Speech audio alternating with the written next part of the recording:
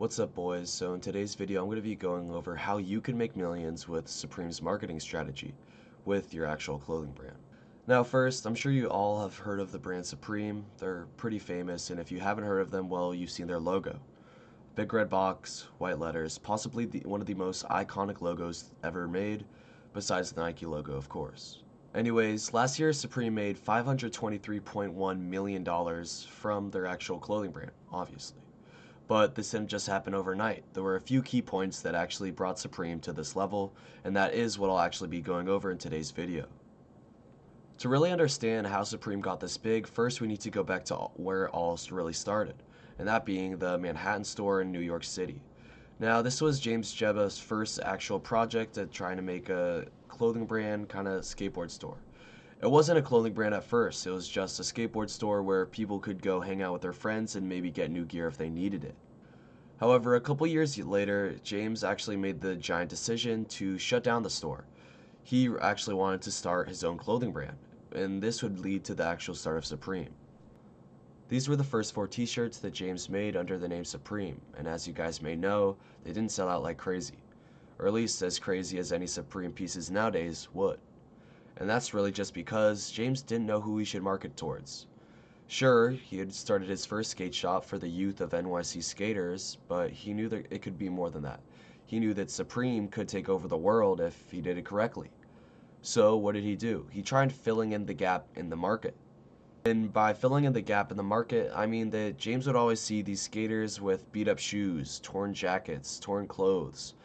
And he always heard the skaters complaining about how cheap their shoes were. So what if he could actually make a brand or make a clothing products that would be able to last the test of time with skaters? That was his first idea. Now, the second thing that James actually realized was that skaters were starting to wear more luxury brands like Louis Vuitton and Gucci, not only because they looked cool and had a good reputation at the time, but also really just because the quality was so high that it wouldn't get as beaten up as some of the skaters' other clothes. So, this is when James finally made the connection. He has the hole in the market, so he can fill it. But what was James' groundbreaking idea? Well, he had seen people wearing Gucci and Louis Vuitton, and he had known the skate culture in New York City. So what if he combined the two? James decided that he would make a high-quality skatewear brand that would last the test of time for skaters. Also, by meaning that James could sell these high-quality products, that meant that he could sell them at a high price. Skaters were already buying Louis Vuitton and Gucci just because of the high quality, not necessarily how they looked, and also they didn't really represent any skate culture at the time. So James filled in the gap. He made the products with Louis Vuitton and Gucci quality with the actual culture and feel and vibe and aesthetic of New York City skate culture.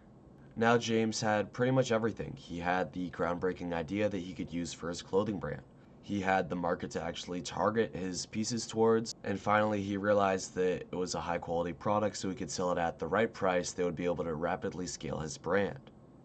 But James knew that there was something else missing, the last actual key to being able to start a great clothing brand. So he thought. One thing that he didn't really like was how that modern clothing brands were just having their websites up 24/7.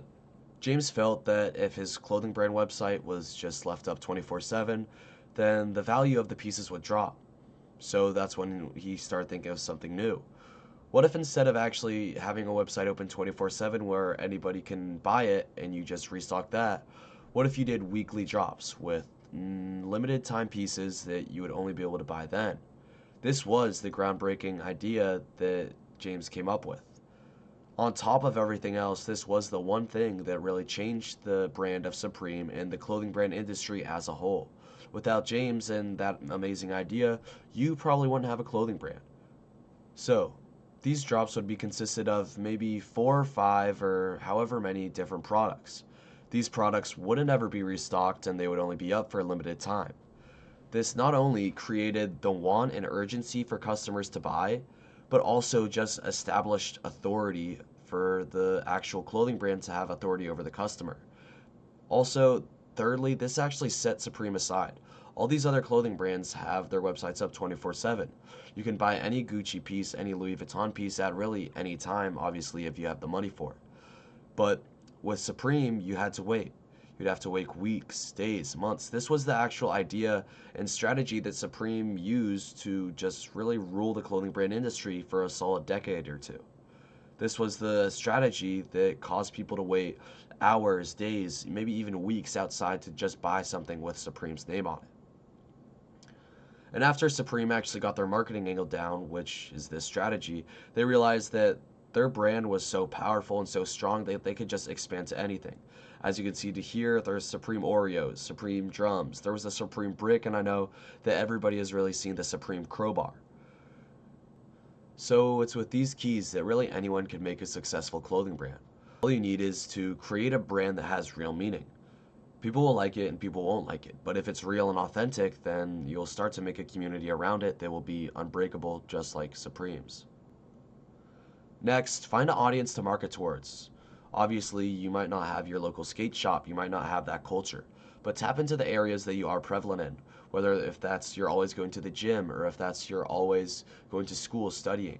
You could make clothing brand or clothing pieces that actually reflect those ideas and those thoughts. Third, you need to understand that if your products aren't special, which most likely they won't be, you need to market them like they are. That's the only reason that Supreme was actually to get off the ground in the first place. And number four, take risk. Supreme and James wouldn't be where they are today if they didn't actually take risk and try to pioneer new ideas. But yeah, that's about everything for the video. I hope you guys enjoyed. Let me know if you want me to make any other videos kind of breaking down other giant clothing brand strategies. I'd be happy to do brands like Nike or Louis Vuitton, things like that. Also, if you guys are actually looking for someone to run your clothing brand, just to run ads for your clothing brand, then I would be happy to just either DM me on my Instagram or you can just comment on this video. I'd be down.